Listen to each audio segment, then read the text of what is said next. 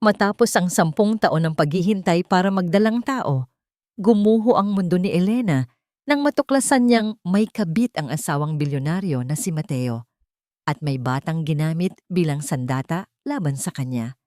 Sa gitna ng mga sabwatan ni Monica at nalalapit na panganganak, pinili ni Elena ang sukdulang sakripisyo para mailigtas ang dalawang sanggol. Ngunit hanggang saan ang kayang ibigay ng isang ina kapag ang katotohanan ay mas masakit kaysa kamatayan? Ang gabi sa Forbes Park ay laging puno ng kislap ng mga bituin. Ngunit ngayong gabi, tila ang mansyon ng mga Sebastian ang pinakamaliwanag sa buong Makati. Amoy ng sariwang peonis at mamahaling pabango ang humahalimuyak sa hangin. Naririnig ang malambing na tugtog ng biolin na humahalo sa tawanan ng mga piling bisita mula sa matataas na lipunan. Ito ang ika-10 anibersaryo ng kasal ni Mateo at Doktora Elena Sebastian. Nakatayo si Elena sa tapat ng isang malaking salamin sa kanilang master bedroom. Ang kaniyang suot na puting silk gown ay yakap na yakap ang kaniyang balingkinitang katawan. Dahilan upang magmukha siyang isang anghel na bumaba sa lupa. Sa edad na 38, nananatiling sariwa ang kaniyang kagandahan. Ngunit kung titingnan ng maigi ang kaniyang mga mata, makikita ang pagod ng 10 taong paghihintay. Dahan-dahan niyang kinapa ang kaniyang bulsa. Doon, naramdaman niya ang isang maliit na papel na nakatiklop. Isang resulta ng laboratorio. Huminto ang kaniyang paghinga ng sandali. Sa loob ng 10 taon, dumaan siya sa lahat ng hirap, mula sa sandamakmak na gamot, injection, hanggang sa masasakit na procedure ng IVF. Maraming beses na siyang umiyak sa gabi habang yakap ang kanyang asawa dahil sa kabiguang magkaanak. Ngunit ngayon, sa wakas, dinala ng tadhana ang pinakahihintay niyang balita. Siya ay buntis. At hindi lang iyon, ang kaniyang matris ay nagdadala ng 2 munting buhay. Ngumiti si Elena sa salamin habang ang mga luha ng kagalakan ay nagbabadyang pumatak. Mateo, matutuwa ka. Sa wakas, magiging tatay ka na. Bulong niya sa sarili. Lumabas siya ng silid at bumaba sa grand staircase. Nakita niya si Mateo sa gitna ng mga bisita. Ang kanyang asawa ay mukhang napakakisig sa kanyang itim na tuksido. Ang bawat kilos ni Mateo Sebastian ay nagpapakita ng kapangyarihan at kumpiyansa. Isang bilyonaryong hari ng shipping industry. Nang magtagpo ang kanilang mga mata, ngumiti si Mateo at agad na lumapit sa kanya. Hinawakan nito ang kanyang bewang at hinalikan siya sa noo sa harap ng lahat. "You look breathtaking, my queen," bulong ni Mateo. "Happy anniversary, Mateo. May sorpresa ako sa iyo mamaya, pag-alis ng mga bisita." Sagot ni Elena. Ang boses ay nanginginig sa pananabik. Ngunit sa sandaling iyon, naramdaman ni Elena ang bahagyang panginginig ng kamay ni Mateo. Napansin din niya ang madalas na pagtingin ng asawa sa kaniyang relo. May kung anong kaba ang gumapang sa dibdib ni Elena, ngunit agad niya itong iwinaksi. Baka pagod lang ito sa trabaho, isip niya. Lumipas ang gabi sa gitna ng mga toast at pagbati. Ngunit nang magsimula ng mag-alisan ng mga bisita, naiwan ang phone ni Mateo sa ibabaw ng isang buffet table habang kinakausap nito ang huling kliyente sa garden. Eksaktong paglapit ni Elena para kunin ang phone ay ang pag-ilaw nito. Isang notification ang lumitaw sa screen. Walang pangalan ang sender, isang numero lang. Ngunit ang mensahe ay tila isang matalim na balisong na sumaksak sa puso ni Elena. "Hindi na ako makapaghintay, Mateo. Kanina pa sumisipa ang anak mo. Sabi mo, pagkatapos ng party na ito, akin ka na. Huwag mo kaming paghintayin ni baby ng matagal." Nabitawan ni Elena ang kanyang hawak na baso ng champagne. Ang tunog ng nabasag na kristal ay umalingaw-ngaw sa tahimik na silid. Tila hudyat ng pagtatapos ng kanyang perpektong mundo. Nanginig ang kanyang buong katawan. Ang papel na hawak niya sa kabilang kamay, ang resulta ng ultrasound na nagpapatunay sa kanyang pagbubuntis, ay unti-unting nayupi sa kanyang mahigpit na pagkakahawak.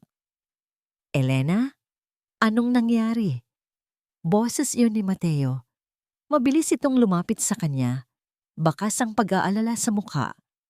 Ngunit nang makita ni Mateo ang kanyang phone na nasa tabi ng mga nabasag na kristal, biglang nagbago ang anyo nito. Namutla ang kanyang asawa at agad na kinuha ang cellphone. Tumingin si Elena nang diretso sa mga mata ni Mateo. Ang mga matang dati ay puno ng paghanga, ngayon ay puno na ng pagdududa. Sino siya, Mateo? Mahinang tanong ni Elena. Ang kanyang boses ay halos pabulong na, ngunit puno ng pait. Hindi agad nakasagot si Mateo. Iniiwas nito ang kanyang tingin. Elena? It's just work. Business analyst ko siya, si Monica. Masyado lang siyang demanding sa reports. Demanding sa reports? Putol ni Elena.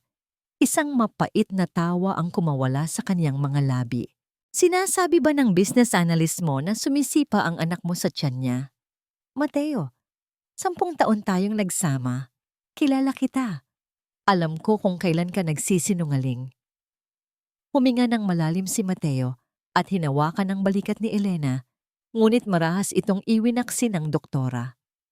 Kailangan kong umalis, Elena. May emergency lang talaga, sabi ni Mateo. Ang boses ay biglang naging malamig at formal. Hindi na siya nagpaliwanag. Hindi na siya humingi ng tawad. Anibersaryo natin ngayon, Mateo, at may sasabihin ako sa'yo. Sigaw ni Elena habang papalayo ang asawa. Ngunit tila bingi na si Mateo.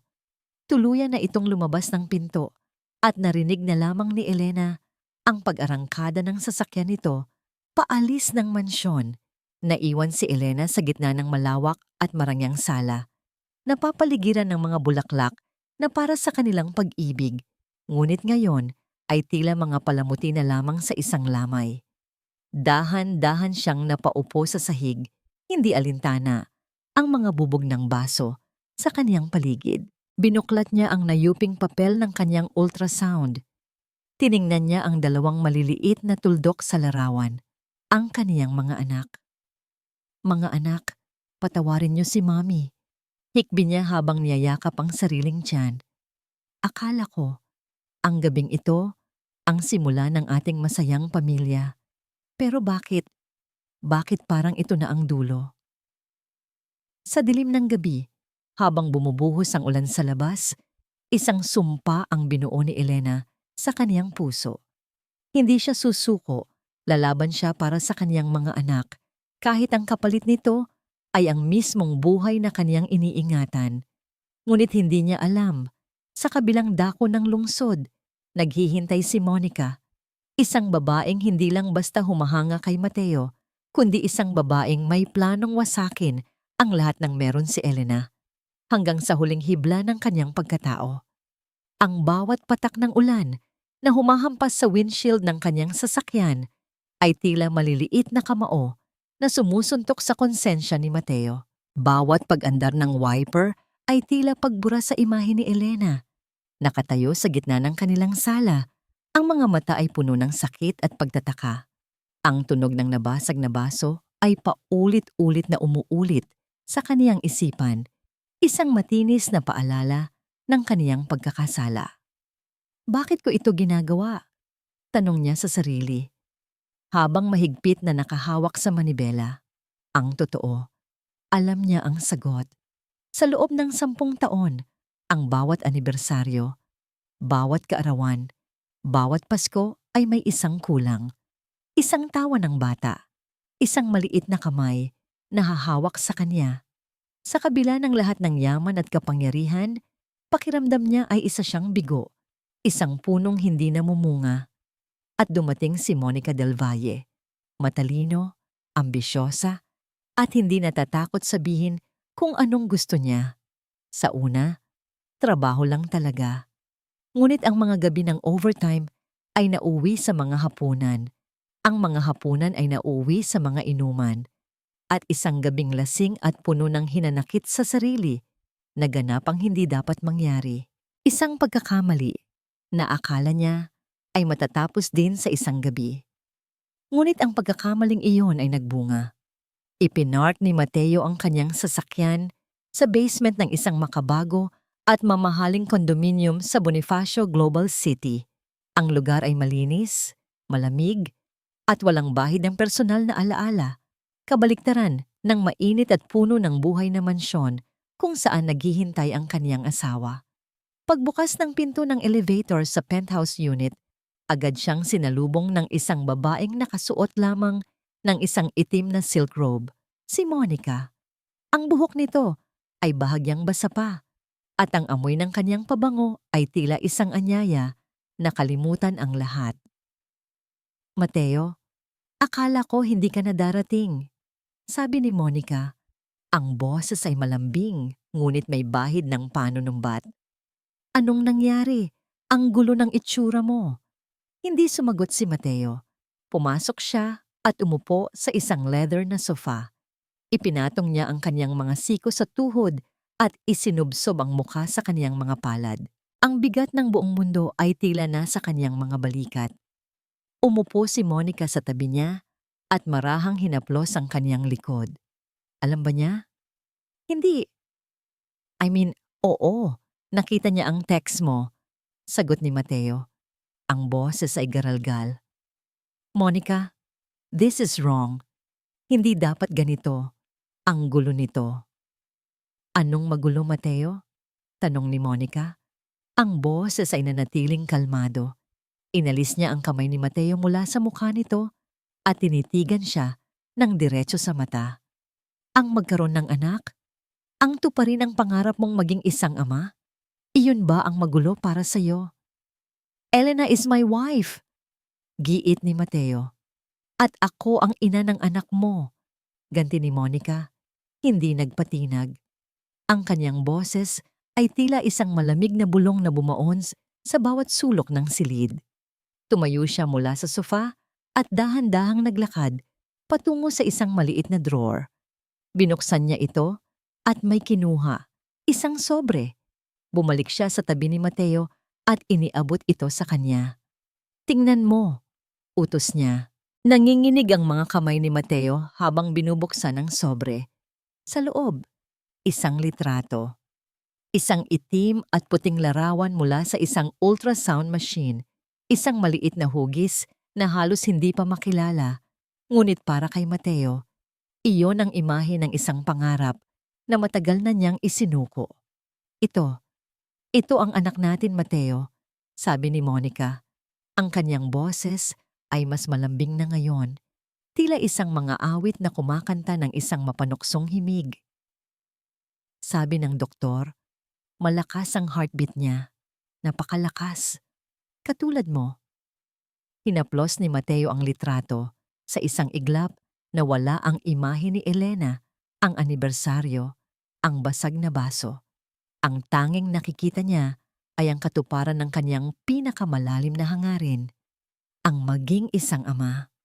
Ang magkaroon ng tagapagmana ng Sebastian Empire, ang patunayan sa buong mundo at sa kanyang sarili na hindi siya isang bigo. Naalala niya ang mga gabi kung saan tahimik na umiiyak si Elena sa tuwing negatibo ang resulta ng kanilang treatment. Naalala niya ang mga tingin ng awa mula sa kanilang mga kaibigan, ang mga pahiwatig mula sa kaniyang sariling pamilya. Ang bigat ng lahat ng yon ay unti-unting gumaan habang tinititigan niya ang maliit na larawan sa kaniyang kamay. "Hindi ko hiniling na iwan mo si Elena," patuloy ni Monica. Tila nababasa ang bawat iniisip niya. "Alam ko ang lugar ko. Ang hinihiling ko lang ay panagutan mo kami ng anak mo. Bigyan mo siya ng pangalan. Bigyan mo siya ng kinabukasan. Huwag mo siyang itatwa, Mateo." Ibinalik ni Mateo ang tingin kay Monica. Sa mga mata nito, nakita niya ang isang pangako ng isang pamilya, kahit pa sa anino ng kasinungalingan. Sa sandaling iyon, ang kanyang konsensya ay natalo ng kanyang pangangailangan. Ang pagmamahal niya kay Elena ay natabunan ng kanyang pagkauhaw para sa isang anak. "Walang dapat makaalam nito, Monica, lalo na si Elena. Hindi niya kakayanin ito," sabi ni Mateo. Ang boses ay desidido na. Ito na ang kanyang desisyon. Isang desisyon na babago sa kanilang lahat. Ngumiti si Monica. Isang nangiting matamis ngunit puno ng tagumpay. Siyempre, mahal. Ito ang magiging munting sikreto natin. Niyakap niya si Mateo ng mahigpit. Habang nakasubsob ang mukha ni Mateo sa kaniyang balikat, puno ng pagsisisi, ngunit may bahid ang pag-asa, ang mga mata ni Monica ay nakatingin sa isang direksyon, sa isang maliit na picture frame sa kaniyang side table. Doon, nakangiti ang masayang larawan ni Mateo at Elena noong araw ng kanilang kasal.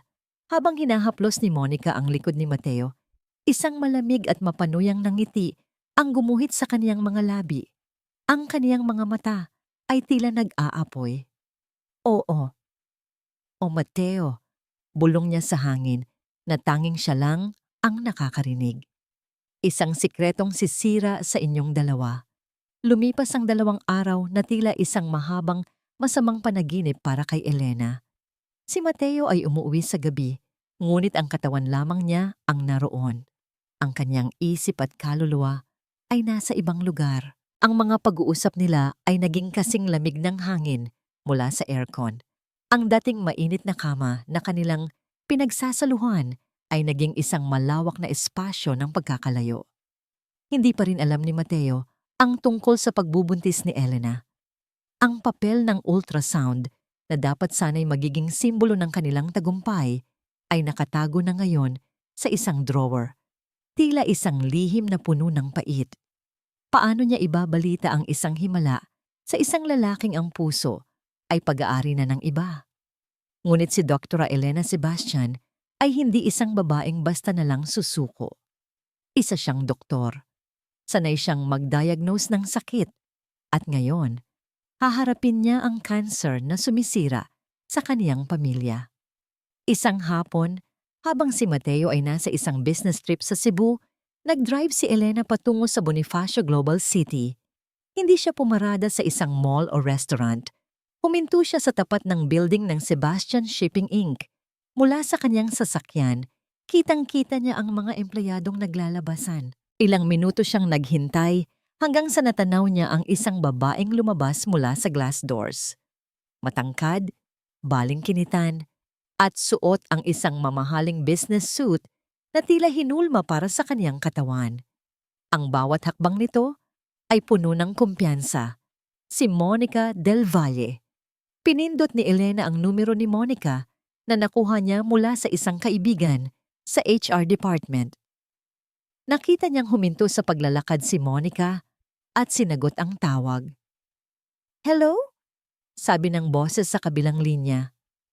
"Miss Del Valle," simula ni Elena. Ang kaniyang boses ay kalmado at propesyonal, tila isang doktor na kumakausap ng pasyente. "This is Dr. Elena Sebastian. I believe we have something to discuss. May isang coffee shop sa kanto. I'll wait for you there." Hindi na niya hinintay ang sagot ni Monica. Agad niyang ibinaba ang telepono. Ito ay hindi isang pakiusap. Ito ay isang utos. Sa loob ng tahimik na coffee shop, umupo si Elena sa isang sulok kung saan hindi sila gaanong mapapansin. Umorder siya ng tsaa na hindi naman niya ginalaw. Ang kanyang mga kamay ay magkahawak sa ibabaw ng mesa upang itago ang bahagyang panginginig ng mga ito. Pagkaraan ng ilang minuto, dumating si Monica. Kung nagulat man ito sa tawag, hindi ito bakas sa kaniyang mukha. Umupo siya sa tapat ni Elena na tila inaasahan na niya ang pagkikitang ito. "Dra?" "Sebastian," bati ni Monica. Isang maliit na ngiti ang sumilay sa kaniyang mga labi. "It's an honor. I've heard so much about you." Tinitigan ni Elena ang babaeng nasa harap niya. Maganda, mukhang matalino, ngunit sa likod ng mga matang yon, may nakikita siyang lamig, isang kalkuladong panganib. "Gusto kong malaman kung ano ang gusto mo," diretsahang sabi ni Elena. Walang paligoy-ligoy. Humalakhak ng bahagya si Monica. "Diretsahan pala tayo. I like that." Sumandal siya sa kanyang upuan. "Simple lang naman ang gusto ko, doktora. Ang gusto ko ay ang buhay na meron ka." Isang matalim na kirot ang naramdaman ni Elena sa kaniyang dibdib, ngunit hindi niya ipinahalatang nasaktan siya. Ang buhay na meron ako ay pinaghirapan namin ni Mateo sa loob ng 10 taon. Hindi mo yon basta na lang makukuha. Talaga ba? Hamon ni Monica. Ang kaniyang ngumungiti ay nawala at napalitan ng isang mapanuyang tingin. 10 taon ng paghihintay sa isang bagay na hindi mo kayang ibigay. 10 taon ng pagpuno sa isang kakulangan. At sa isang iglap, na ibigay ko yon sa kanya. Pera ba ang gusto mo? Sabihin mo ang presyo mo. Ibibigay ko. Basta layuan mo ang asawa ko. Giit ni Elena. Ang boses ay nagsisimula ng magtaas. Muling tumawa si Monica. Mas malakas ngayon. Pera? Doktora, ang pera ni Mateo ay magiging pera ko rin. At pera ng anak namin. Hindi ko kailangan ng limos mula sa'yo. Tumayo siya at lumapit sa tabi ni Elena. Yumuko siya hanggang sa magkapantay ang kanilang mga mukha. Alam mo ba kung nasaan si Mateo noong mga gabing nag-overtime ka sa ospital para magsalba ng buhay ng ibang tao? Bulong niya. Nasa kondo ko siya. Kinakantahan niya ang tiyan ko. Sinasabi niya sa anak namin kung gaano siya kasabik na maging isang ama. Bawat salita ni Monica ay tila lason na dahan-dahang pumapatay sa kaluluwa ni Elena. Ang mga gabing iyon, ang mga gabing ipinagmamalaki niya ang sarili dahil sa kanyang propesyon, ay ang mga gabi rin pala ng kanyang kataksilan. Nagsisinungaling ka, sabi ni Elena, ngunit kahit siya ay hindi na naniniwala sa sarili niyang mga salita. Hindi ako nagsisinungaling, sabi ni Monica habang kinukuha ang kanyang telepono. Gusto mo ng pruweba? May pinindot siya sa screen at ipinakita ito kay Elena. Isang video.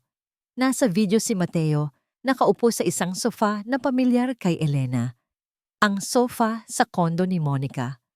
Mukha siyang pagod at bahagyang lasing. Si Monica ang kumukuha ng video, ngunit ang boses lang nito ang naririnig. Mateo, mahal mo pa ba siya?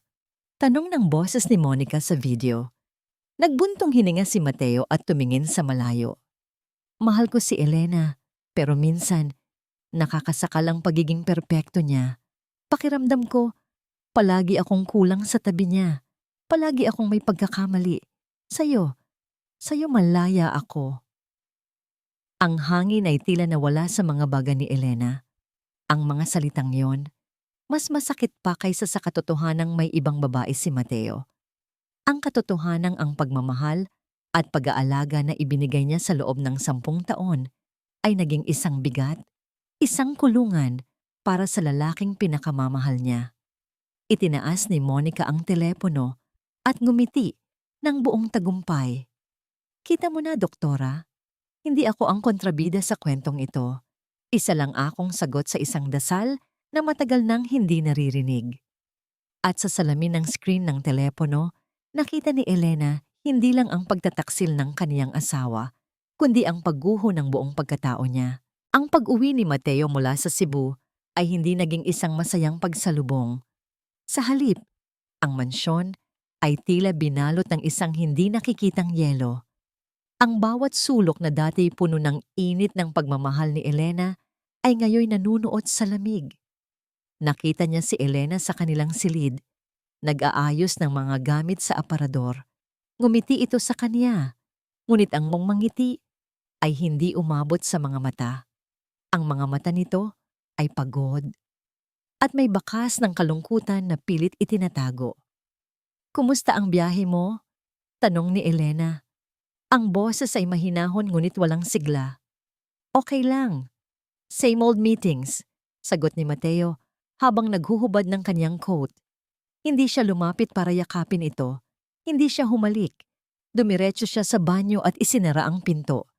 Tila nagtatayo ng isang pader sa pagitan nilang dalawa.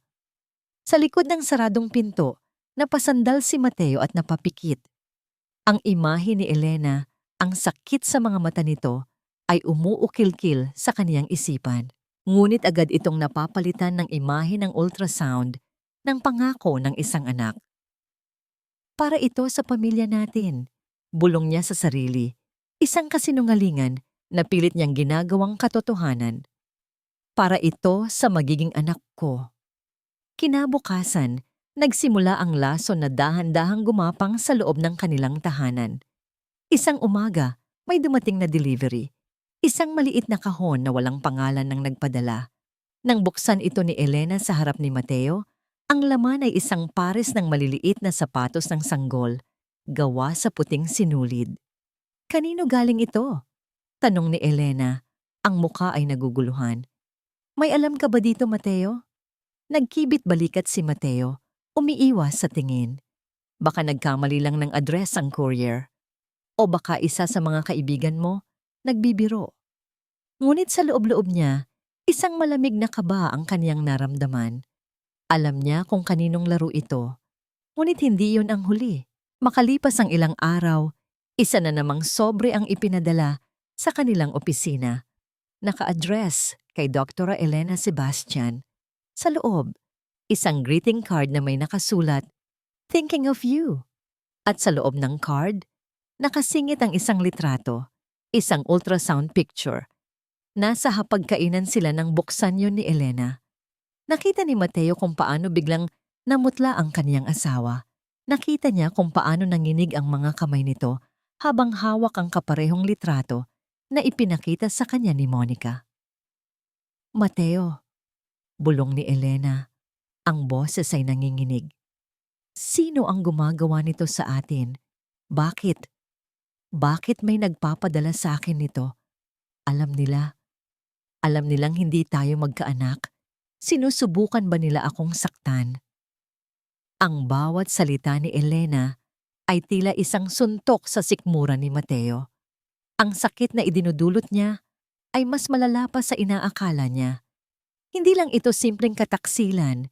Ito ay isang uri ng mental na pagpapahirap na hindi niya sinasadyang mangyari. Pero imbis na umamin, ang guilt ni Mateo ay naging depensa.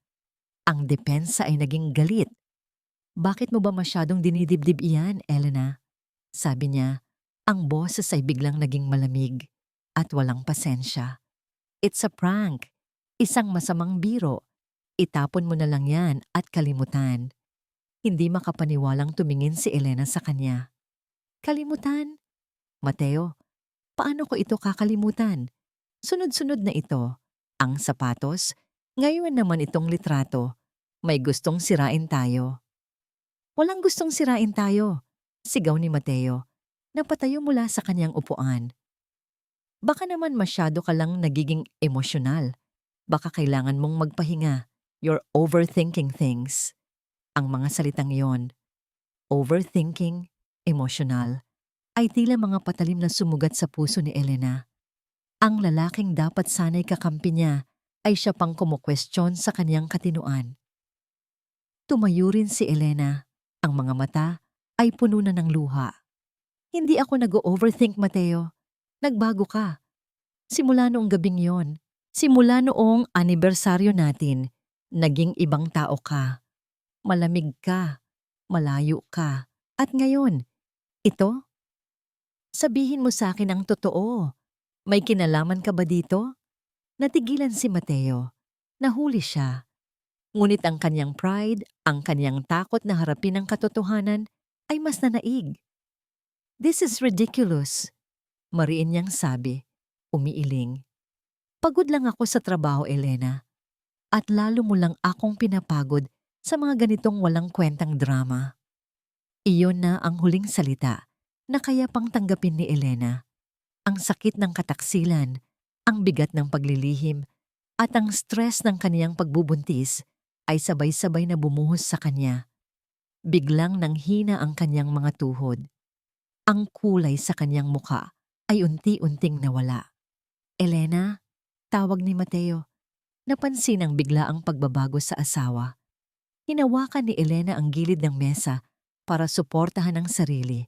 Ang kaniyang paningin ay nagsimulang manlabo. "Mateo, ako..." Hindi na niya natapos ang kaniyang sasabihin. Bigla na lang siyang bumagsak. Sa isang iglap, nawala ang galit at pride ni Mateo. Napalitan ito ng purong takot. Sinalo niya ang walang malay na katawan ng kanyang asawa bago pa man ito tuluyang bumagsak sa sahig. Elena! Elena! Gumising ka! Sigaw niya. Tinatapik-tapik ang pisngi nito. Ngunit hindi ito gumagalaw. Binuhat niya ang kanyang asawa. Habang tumatakbo siya palabas ng mansyon, papunta sa sasakyan, isang katotohanan ang sumampal sa kanya ng buong lakas. Ang laso na ipinapadala ni Monica ay hindi lang sumisira sa kanilang pagsasama. Unti-unti nitong pinapatay ang babaeng minsan niyang ipinangakong mamahalin at poprotektahan habang buhay. Sa loob ng marangyang penthouse ni Monica, ang katahimikan ay binasag ng sunod-sunod na pagring ng kaniyang telepono. Tiningnan niya ang screen. Mateo calling. Isang malamig na ngiti ang sumilay sa kanyang mga labi. Hindi niya ito sinagot. Hinayaan niya itong magring ng magring, ninanamnam ang bawat sandali ng pag-aalala at pagkasindak na tiyak na nararamdaman ni Mateo ngayon. Sa ikalimang ring, saka pa lamang niya ito sinagot, ang boses ay sadyang ginawang inaantok. Hello? Mateo? Anong oras na ba? May problema ba? Si Elena! Ang boses ni Mateo sa kabilang linya ay puno ng pagkasindak. Nahimatay siya. Papunta kami sa ospital ngayon. Sa loob-loob ni Monica, isang alon ng tagumpay ang kaniyang naramdaman. Ang lason ay gumagana. Ang mga patak ng lason na ipinapadala niya ay unti-unti nang sinisira ang pundasyon ng pamilya Sebastian. Ngunit sa labas, ang kaniyang boses ay naging puno ng pag-aalala. Diyos ko, anong nangyari? Maayos lang ba siya? Tanong niya. Hindi ko alam. Hindi ko alam, Monica. Sigaw ni Mateo. Kailangan ko nang ibaba ito. Malapit na kami sa emergency room. Ngunit bago pa man maibaba ni Mateo ang tawag, inilabas ni Monica ang kaniyang panghuling alas. Huminga siya ng malalim at biglang umigik. Isang matinis na sigaw ng sakit na sadyang ginawa niyang kapani-paniwala. Monica, anong nangyayari sa'yo? Tanong ni Mateo. Ang gulat ay napalitan ng panibagong pag-aalala. Ang tiyan ko, Mateo. Masakit. Sabi ni Monica, ang boses ay nanginginig. Hindi ko alam. Baka dahil sa stress. Sa narinig ko, ang anak natin. Ito ang perpektong sandali. Ang perpektong drama. Si Mateo, na nasa gitna na ng isang krisis, ay bigla na lang nahaharap sa isa pa. Ang kanyang pagkakasala ay doble na ngayon. Anong ospital yan, Mateo? Tanong ni Monica. Humihikbi. Diyan mo na rin ako dalhin. Natatakot ako para sa baby natin. Gusto ko, sa pinakamagaling na ospital tayo pupunta. Please, Mateo. Please. Narinig ni Monica ang pag-aalangan sa paghinga ni Mateo. Alam niya ang iniisip nito. Ang dalawang babae sa kanyang buhay, ang asawa at ang kabit, sa iisang lugar. Isang recipe para sa disaster. Ngunit alam din ni Monica na sa puntong ito, hindi siya matatanggihan ni Mateo. Sige mag-ingat ka. Papunta na ako dyan pagkatapos kong may ayos si Elena dito. Sabi ni Mateo. Ang boses ay puno ng pagkatalo. Pagkababa ng telepono, nawala ang lahat ng bakas ng sakit sa mukha ni Monica. Napalitan ito ng isang malamig at kalkuladong ekspresyon.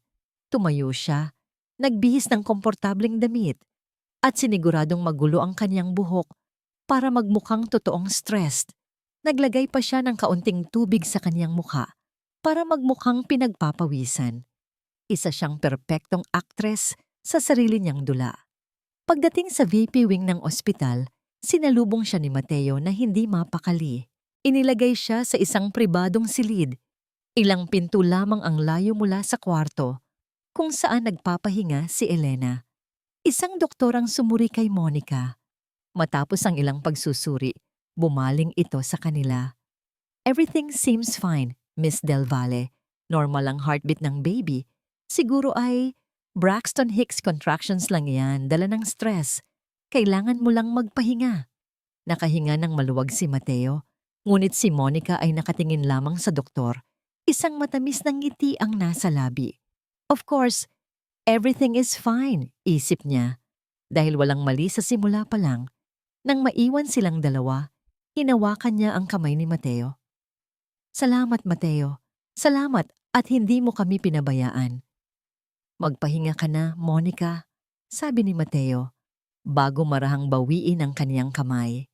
Babalikan ko lang si Elena.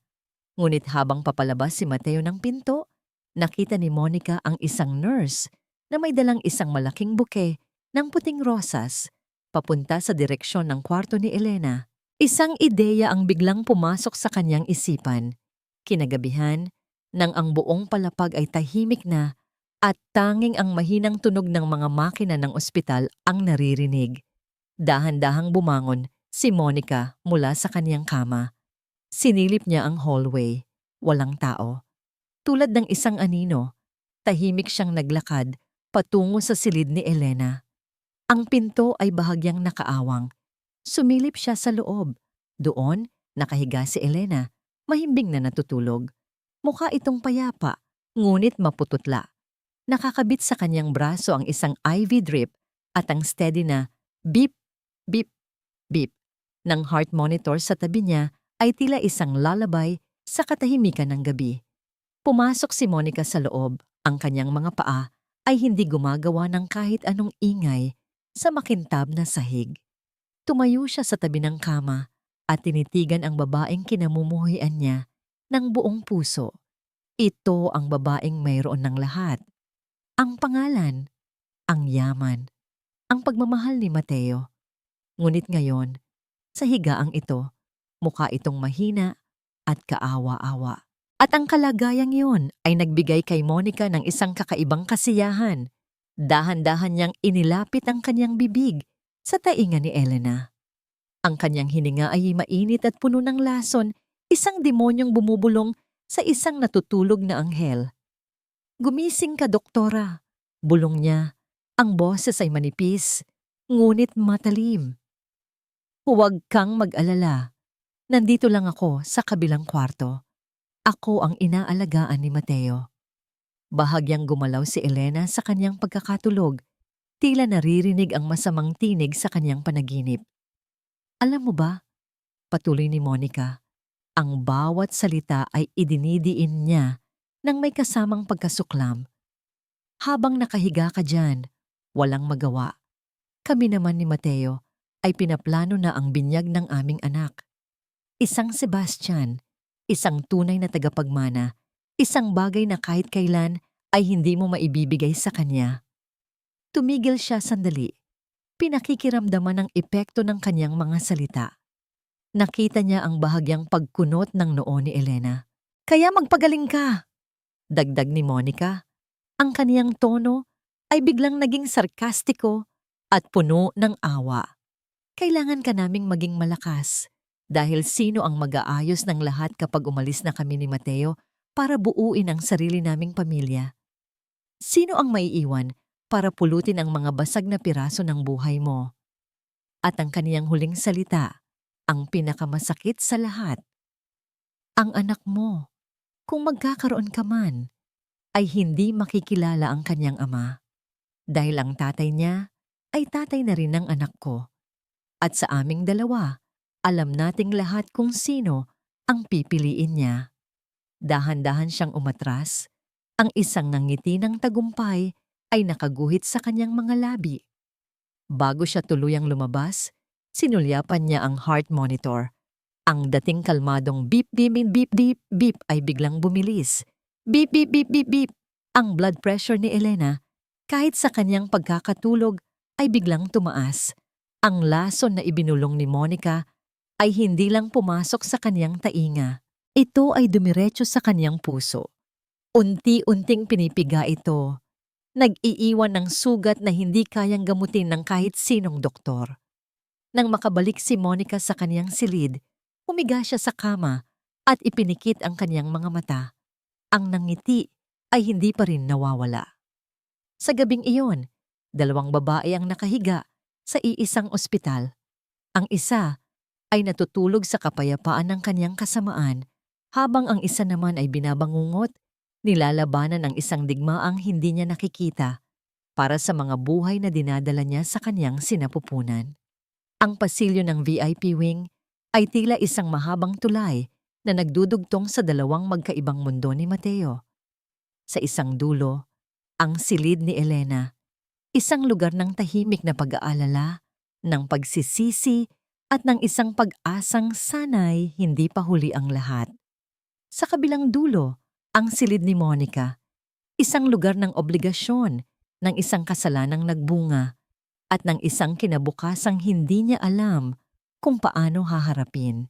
Magdamag siyang pabalik-balik sa pagitan ng dalawang silid. Sa tuwing papasok siya sa kwarto ni Elena, sasalubong sa kanya ang amoy ng antiseptic at ang mahinang tunog ng heart monitor.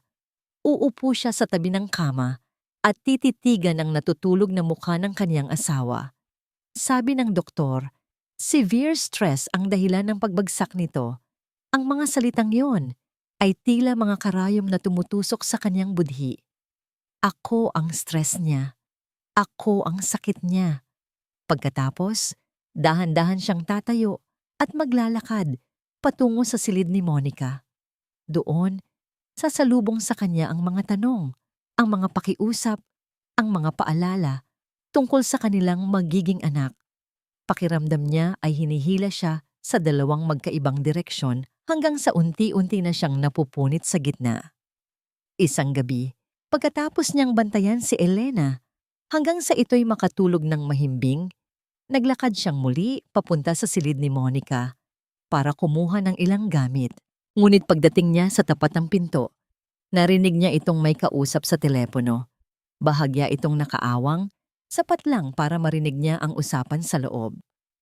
Oo na, sinabi ko nang ayos lang ako, sabi ni Monica. Ang boses ay tila iritado. Huwag kang mag-alala, Rico. Everything is going according to plan. Huminto si Mateo. Sino si Rico? Kumusta ang baby? Narinig niyang tanong ni Monica na may kasamang sarkastikong tawa. Eto, medyo lumalaki na. Nagkaroon ng sandaling katahimikan. Ano ka ba? Walang baby, Rico.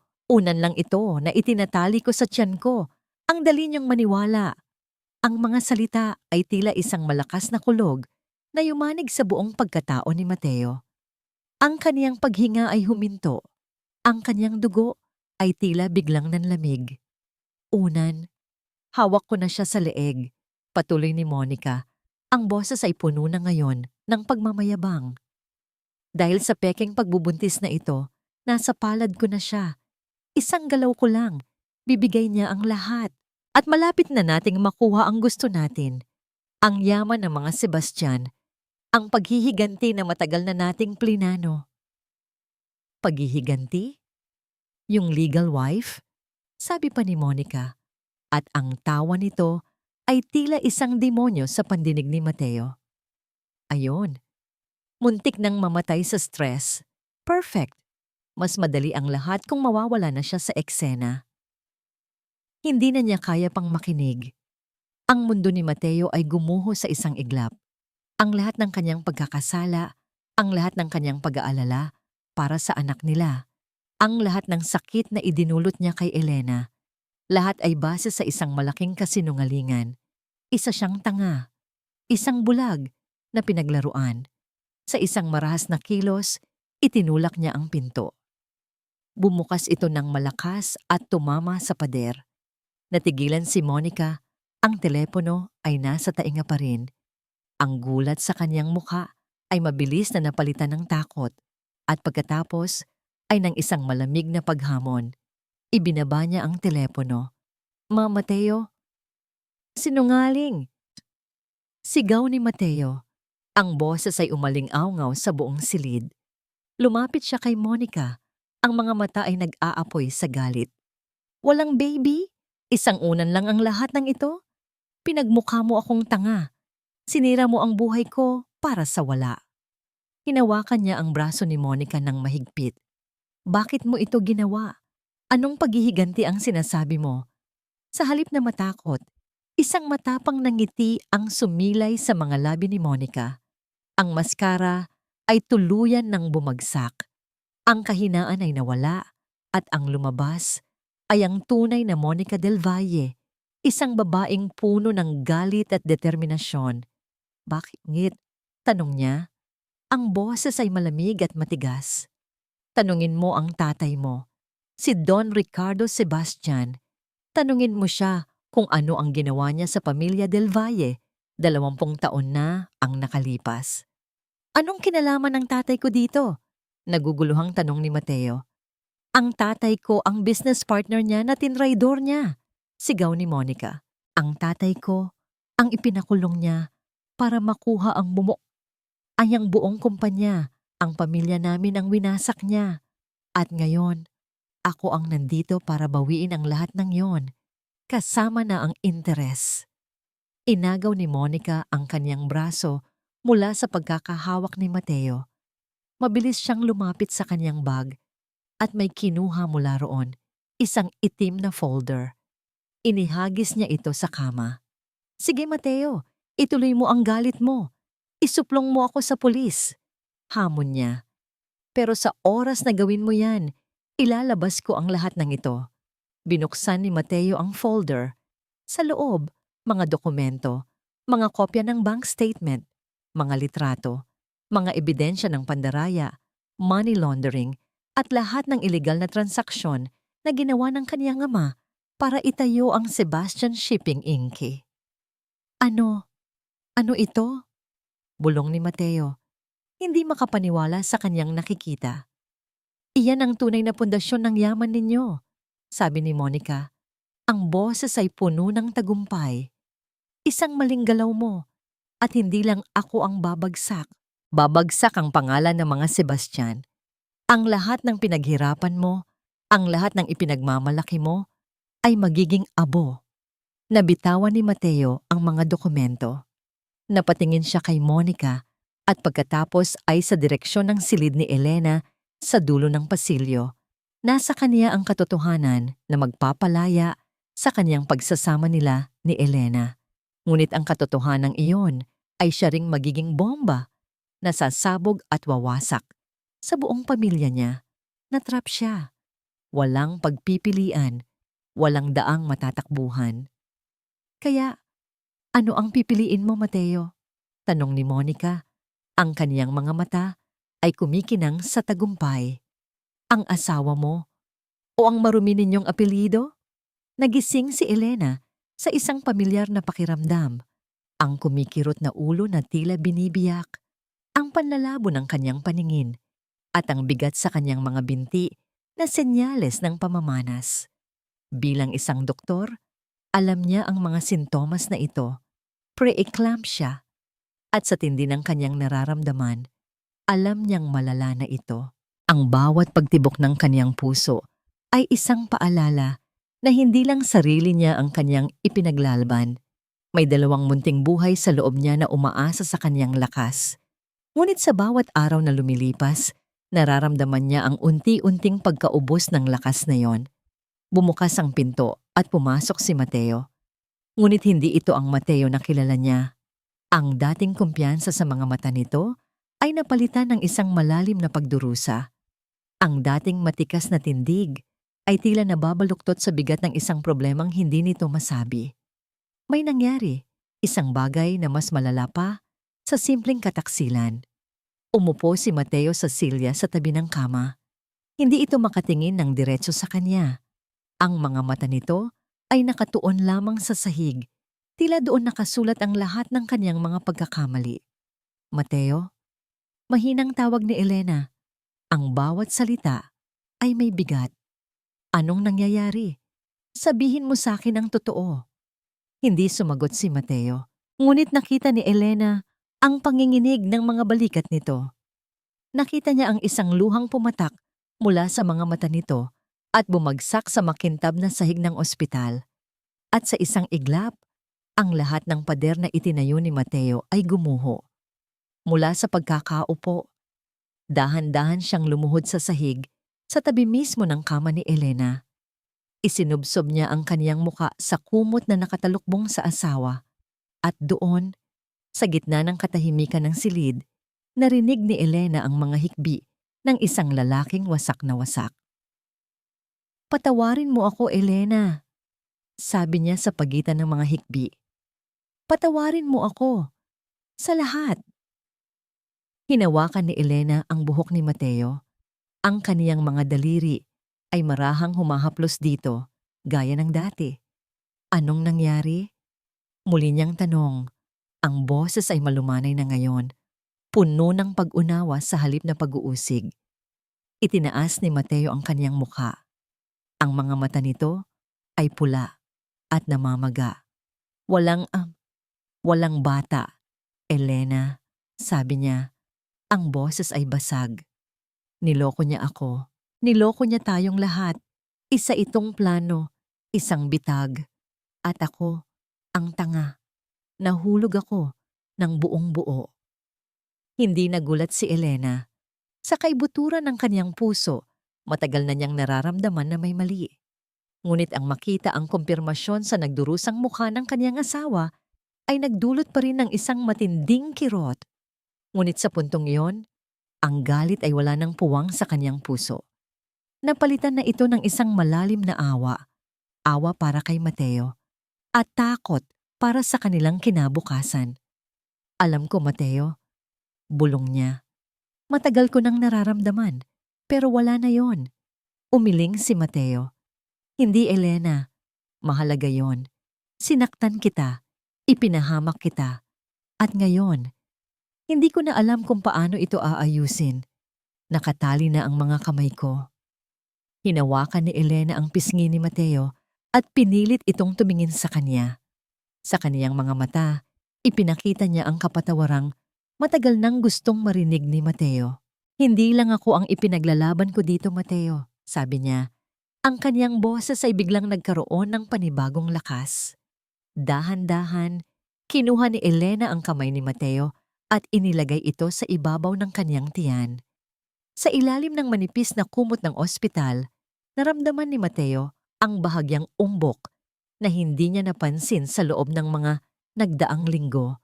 Isang umbok na pilit niyang iwinaksi sa isipan. Iniisip na dala lang iyon ng stress. Anong ibig mong sabihin?" tanong ni Mateo. Ang puso ay nagsimulang tumibok ng napakabilis, isang halo ng takot at hindi ka panipaniwalang pag-asa. Isang maliit, pagod na ngiti ang sumilay sa mga labi ni Elena. Ang mga luha ay nagsimulang mamuo sa gilid ng kaniyang mga mata, ngunit ngayon, ang mga ito ay luha ng pagmamahal. Dito sa loob ko, Mateo, narito ang pangarap natin," bulong niya. Ang totoong pangarap, ang sagot sa 10 taon nating pagdarasal. Ang paghinga ni Mateo ay tila nahinto sa kaniyang lalamunan. Ang kaniyang mga mata ay nanlalaki habang unti-unti niyang nauunawaan ang sinasabi ng asawa. "Hindi lang isa, Mateo," dagdag ni Elena. Ang boses ay nanginginig sa emosyon. "Dalawa sila." Ang katotohanan ay tila isang malakas na kidlat na tumama sa buong pagkatao ni Mateo. Dalawa? Kambal. Ang himalang matagal na niyang hinintay. Ang dahilan kung bakit siya nagkasala ay narito pala. Nasa asawa niya. Ang babaeng sinaktan niya, ang babaeng niloko niya, ay nagdadala ng dobleng biyaya na dapat sana ay para sa kanilang dalawa. Ang pagsisisi na kaniyang naramdaman kanina ay walang-wala kumpara sa napakatinding sakit at hiya na bumalot sa kanya ngayon. Napahagulhol siyang muli, hindi na dahil sa kasinungalingan ni Monica, kundi dahil sa katotohanan ng pagmamahal ni Elena. "Totoo ba ito, Elena? Totoo ba ito?" sabi niya. Ang kanyang kamay ay nanginginig habang marahang hinahaplos ang tiyan ng asawa. Tumango si Elena. "Oo, Mateo. Kaya lumaban ka. Kailangan nating lumaban. Hindi para sa akin, hindi para sa'yo. Para sa kanila." Sa sandaling iyon, sa gitna ng sakit at pagtataksil, muling nabuo ang kanilang sumpaan. Ang kapatawaran ay naibigay na. Ang pag-asa ay muling sumibol. Niyakap ni Mateo ang kaniyang asawa, ang kaniyang mukha ay nakasubsob sa balikat nito. Ang kanyang mga luha ay bumabasa sa damit ng ospital. Pangako, Elena. Pangako. Babawi ako sa inyo. Aalagaan ko kayo. Ngunit habang magkayakap sila sa gitna ng kanilang muling nabuong pangako, biglang naramdaman ni Mateo ang paninigas ng katawan ni Elena. Elena? Biglang namutla ang kanyang mukha. Ang kaniyang hawak sa kamay ni Mateo ay biglang humigpit ng hindi normal, tila isang bakal na kumakapit sa huling hibla ng lakas. Elena, anong nangyayari? Tanong ni Mateo. Ang takot ay mabilis na gumapang pabalik sa kanyang puso. Ang mga mata ni Elena ay pumihit pa itaas at ang kanyang katawan ay nagsimulang manginig ng marahas. Ang mahinang tunog ng heart monitor ay biglang naging isang tuloy-tuloy at nagmamadaling alarma. Elena! Elena! Anong nangyayari sa'yo? Sigaw ni Mateo. Ang kanyang boses ay puno ng pagkasindak. Nagsimulang bumula ang bibig ni Elena. Ang atake ng seizure, ang pinakakinatatakutang komplikasyon ng malalang pre-eclampsia ay nangyayari na. Sa isang iglap, nawala ang lahat ng pag-asa. Nawala ang lahat ng pangako. Ang tanging natira ay ang malupit na katotohanan na nasa bingit ng kamatayan ang kaniyang asawa at ang kaniyang 2 anak. Nurse! Doktor! Tulong! Sigaw ni Mateo. Ang kaniyang boses ay umalingaw-ngaw sa buong pasilyo. Isang desperadong sigaw ng isang lalaking malapit nang mawalan ng lahat. Pinindot niya ang emergency button sa tabi ng kama at ang buong ospital ay tila nagising sa tunog ng isang code blue na alarma, isang hudyat ng nagbabantang trahedya. Ang mga sumunod na sandali ay isang malabo at magulong pag-ikot ng mga imahe at tunog para kay Mateo. Ang silid ay biglang napuno ng mga taong nakaasul na scrub suit. Isang nurse ang marahang, pero mariing nagtulak sa kanya palabas ng kwarto. Sir, we need space. Please wait outside. Mga salitang hindi niya naiintindihan ang nagliparan sa hangin. BP dropping fast. Prepare for emergency C-section. We're losing her. Ang pinto ay isinara sa harap ng kaniyang mukha. Naiwan siyang nakatayo sa pasilyo, nakatingin sa saradong pinto na tila iyon na ang hangganan ng kaniyang mundo. Ang kaniyang mga binti ay biglang nanghina. Dahan-dahan siyang napaupo sa sahig, ang likod ay nakasandal sa malamig na pader. Ang kaniyang mamahaling tuksido ay nalulukot ng walang pakialam. Ang maliwanag at malinis na pasilyo ng ospital ay naging isang personal na impyerno para sa kaniya. Bawat segundong lumilipas ay parang isang oras. Bawat tunog ng sapatos na dumadaan ay tila isang martilyong pumupukpok sa kaniyang sentido. Ipinikit niya ang kaniyang mga mata, ngunit ang imahe ng nanginginig na katawan ni Elena ang tanging nakikita niya. Ang mukha nitong puno ng sakit at ang mga huling salita nito, 2 sila. Diyos ko, parang awa niyo na. Bulong niya sa kawalan. Kunin niyo na ang lahat sa akin. Ang kumpanya, ang yaman, lahat. Huwag lang sila. Huwag lang ang pamilya ko. Sa gitna ng kaniyang pagdurusa, isang pamilyar na boses ang bumasag sa kaniyang pag-iisa. Well, look what we have here. Itinaas ni Mateo ang kaniyang tingin. Nakatayo sa harap niya si Monica. Ang mga braso ay nakahalukip-kip. Isang mapanuyang ng ngiti ang nasa kaniyang mga labi. Ang pekeng pag-aalala ay ganap nang nawala. At ang natira ay ang purong kasamaan. Anong ginagawa mo dito? Tanong ni Mateo. Ang boses ay mahina, ngunit puno ng galit. Sinusundo ka. Ano pa ba? Sagot ni Monica. Tila naglalakad lang sa parke. Tapos na ang palabas, Mateo. Oras na para umuwi. Hayaan mo na ang martir mong asawa dyan. Kasalanan naman niya kung bakit siya nagkaganyan. Masyadong madrama. Ang mga salitang yon ay tila gasolinang ibinuhos sa nag-aalab ng galit ni Mateo. Tumayo siya. Ang kaniyang buong katawan ay nanginginig sa puot. Umalis ka. Sabi niya, ang bawat salita ay idinidiin. At saan ako pupunta? Sa atin, di ba? Pang-aasar pa ni Monica. Huwag mong kalimutan, Mateo, na kahit anong mangyari dyan sa loob, hawak pa rin kita sa leeg. Isang tawag ko lang sa mga reporter. Sinabi ko nang umalis ka. Ang sigaw ni Mateo ay umalingaw-ngaw sa buong pasilyo. Isang sigaw na puno ng sakit, pagsisisi, at purong galit. Ang tunog niyon ay nakakuha ng atensyon ng 2 security guard na nagpapatrolya. May problema po ba dito, sir? Tanong ng isang guard. Hindi na sumagot si Mateo. Itinuro lang niya si Monica. Ang kaniyang mga mata ay hindi inaalis dito. Tila isang hayop na handang pumatay. Hindi pa tayo tapos, Mateo. Sigaw ni Monica habang marahas siyang kinakaladkad ng mga gwardya palayo. Tandaan mo ang mga dokumento. Sisirain kita. Sisirain ko kayong lahat. Ang mga banta niya ay unti-unting humina habang papalayo siya hanggang sa ang tanging natira na lang ay ang nakabibinging katahimikan. Muling napaupo si Mateo sa sahig. Ang kaniyang lakas ay naubos na. Ang kaniyang pag-asa ay unti-unti nang namamatay. Ang mga sumunod na oras ay isang paghihintay sa hatol ng kamatayan. Walang salita, walang galaw. Tanging ang pagtibok lang ng kaniyang puso na puno ng takot.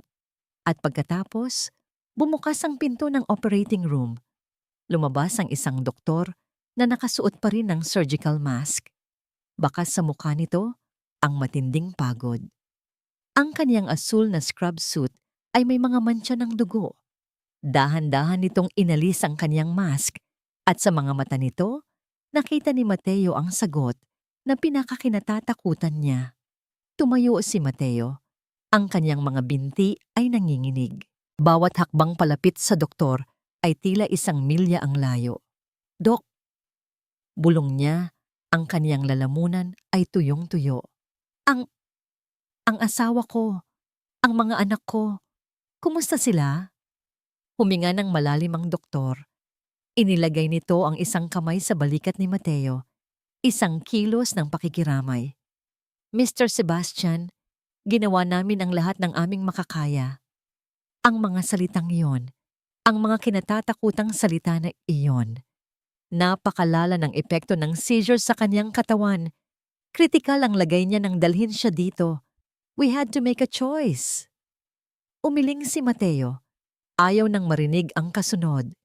Hindi.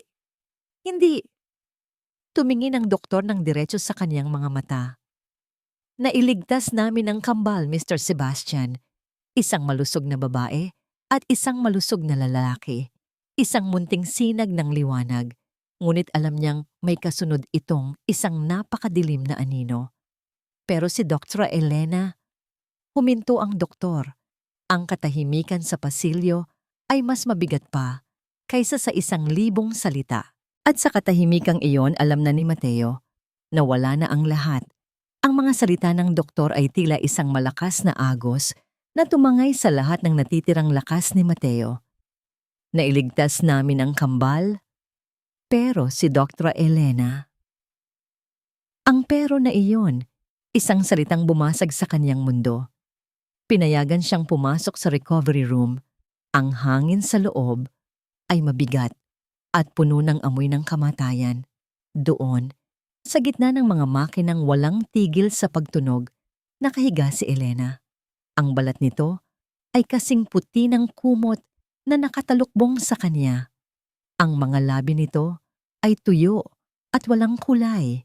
Ang tanging palatandaan na humihinga pa ito ay ang bahagyang pagtaas at pagbaba ng kaniyang dibdib.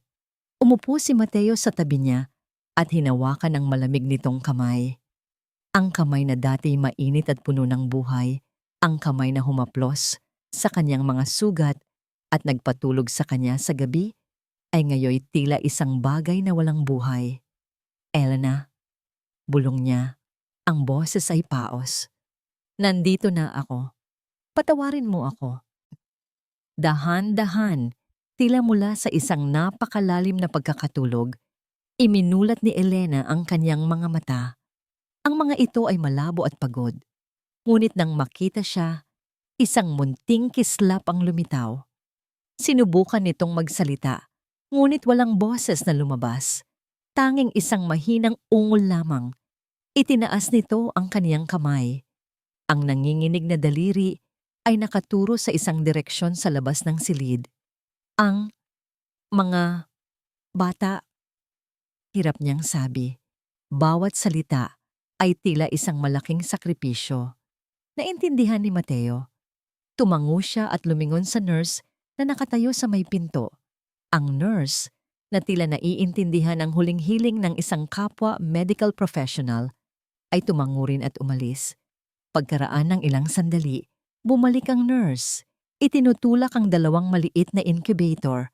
Sa loob ng mga glass box na yon, nakabalot sa mga puting lampin, ay ang dalawang milagro, ang kaniyang anak na babae at anak na lalaki. Itinabi ng nurse ang mga incubator sa kama sa abot ng paningin ni Elena. Ang mga mata ni Elena ay napuno ng luha. Ang isang inang nasa bingit ng kamatayan ay unang beses na nasilayan ang mga anak na ipinaglaban niya hanggang sa huling hininga. Itinaas niya ang kanyang kamay at idinikit ang kanyang palad sa malamig na salamin ng incubator ng kanyang anak na babae. Isang perpektong munting mukha na tutulog ng mahimbing, walang kamalay-malay sa trahedyang nagaganap sa paligid. Sofia! Bulong ni Elena, ang pangalan ay tila isang dasal. Ang aking Sofia. Pagkatapos, inilipat niya ang kanyang kamay sa incubator ng kanyang anak na lalaki. Mas malaki ito ng kaunti. Ang mga munting kamao ay nakakuyom. At ikaw, Rafael? Sabi niya, isang mapait na ngiti ang sumilay sa kaniyang mga labi. Alagaan mo ang ate mo. Ibinaling niya ang kanyang tingin kay Mateo. Ang mga mata nito ay puno ng pagmamahal, ng pamamaalam, at ng isang huling pakiusap. Hinawakan niya ng mahigpit ang kamay ni Mateo. Mahal. Kita. At pagkatapos, sa isang marahang pagbuntong hininga, ipinikit niya ang kaniyang mga mata. Ang mahinang beep, beep, beep ng heart monitor ay biglang napalitan ng isang tuloy-tuloy at matinis na tunog. Isang linyang tuwid at walang buhay ang gumuhit sa screen. Nabitawan ni Mateo ang kamay ni Elena. Ang kaniyang isipan ay naging blangko. Ang kaniyang mundo ay huminto sa pag-ikot. Hindi, bulong niya. Hindi. Elena, gumising ka. Hindi pa tayo tapos mag-usap. Elena. Ang bulong ay naging sigaw. Ang sigaw ay naging isang agunyas ng isang hayop na nasugatan ng malubha. Niyakap niya ang walang buhay na katawan ng kaniyang asawa. Ang kaniyang mga hikbi ay umalingaw-ngaw sa apat na sulok ng silid. Isang tunog ng purong pagkasira. Ang lamay ay tila isang mahabang panaginip na ayaw niyang magising. Umuulan sa labas. Ang bawat patak ng ulan ay tila nakikidalamhati. Ang lahat ay nakaitim. Ang mga mukha ng mga kaibigan at pamilya ay isang malabong imahe ng awa at pakikiramay. Nakatayo si Mateo sa tabi ng puting kabaong ni Elena. Isa siyang estatwa na walang kaluluwa. Ang kanyang mga mata ay nakatitig lamang sa payapang mukha ng kanyang asawa, na tila natutulog lamang. Ngunit alam niya, sa ilalim ng kapayapaang yon, ay ang kasinungalingang hindi na ito muling babangon. Pagkatapos ng libing, bumalik siya sa kanilang mansyon. Ang dating masayang tahanan ay isa ng malaki at malamig na puntod. Bawat sulok ay may alaala ni Elena. Ang amoy ng kape sa umaga, ang mga libro sa tabi ng kama, ang piano sa sala na hindi na muling tutugtog. Pumasok siya sa kanilang silid. Ang lahat ay nasa ayos, tila naghihintay lang sa pagbabalik ng may-ari nito. Umupo siya sa gilid ng kama at napansin ang isang maliit na leather-bound na kwaderno sa nightstand ni Elena. Ang kaniyang diary. Nanginginig ang mga kamay niya habang kinukuha ito. Hindi niya ito binuksan noon bilang respeto sa privacy nito. Ngunit ngayon, Ito na lamang ang natitirang piraso ng kaluluwa ni Elena na maaari niyang hawakan. Binuklat niya ito sa unang pahina. Ang sulat kamay ni Elena ay perpekto at malinis. Gaya niya. Ang petsa ay 1 linggo pagkatapos ng kanilang anibersaryo. May bago akong kasamahan sa ospital, basa ni Mateo. Isang business analyst na nagngangalang Monica Del Valle. Sinabi niya na hinahangaan niya raw ako, pero may kung anong lamig sa kanyang mga mata. Nararamdaman ko, hindi lang ang posisyon ko bilang asawa ni Mateo ang gusto niya. May mas malalim, may mas madilim. Hindi ko pa alam kung ano, pero isa lang ang sigurado ko.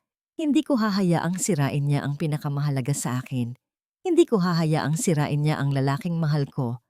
Lalaban ako kahit sa paraang ako lang ang nakakaalam. Nabitawan ni Mateo ang diary. Ang bigat ng mga salitang iyon ay tila isang malaking batong dumaga sa kanyang dibdib. Tinatanggalan siya ng hangin. Alam niya. Matagal na niyang alam. At sa kabila ng lahat, pinili pa rin siyang protektahan. Pinili nitong harapin ang panganib ng mag-isa para iligtas siya. At siya, ang lalaking pinrotektahan nito, ang siya mismong nagtulak dito sa bingit ng kamatayan. Ang pagluluksa ay may iba't ibang anyo. Para sa ilan, ito ay agos ng luha. Para sa iba, ito ay ang pag-iisa sa dilim. Ngunit para kay Mateo Sebastian, pagkatapos basahin ang huling isinulat ni Elena, ang kaniyang pagluluksa ay naging isang malamig, matigas, at hindi matitinag na bato ng determinasyon. Wala ng luha, wala ng pagsisisi, tanging isang layunin na lang ang natitira, ang pagbabayad. Hindi na niya inalintana ang Sebastian Shipping Inc. Hindi na niya sinasagot ang mga tawag mula sa Board of Directors. Ang mansyon ng mga Sebastian ay naging isang war room. Ang kaniyang study, na dati puno ng mga business proposal, ay napuno na ngayon ng mga legal na dokumento, mga timeline ng pangyayari, at mga litrato ni Monica Del Valle. Ibinuhos niya ang lahat ng yaman at impluwensya niya sa iisang layunin, ang hanapin ang bawat butas, bawat kasinungalingan, bawat kasabwat ni Monica. Nag-hire siya ng pinakamagagaling na private investigators sa bansa. Ipinahanap niya ang bawat text message, bawat bank transfer, bawat taong nagngangalang Rico na konektado kay Monica. Ang unang hakbang ay ang pinakamabigat, ang harapin ang multo ng nakaraan. Isang gabi, dinalaw niya ang kanyang ama, si Don Ricardo Sebastian, sa lumang mansyon nito sa Alabang.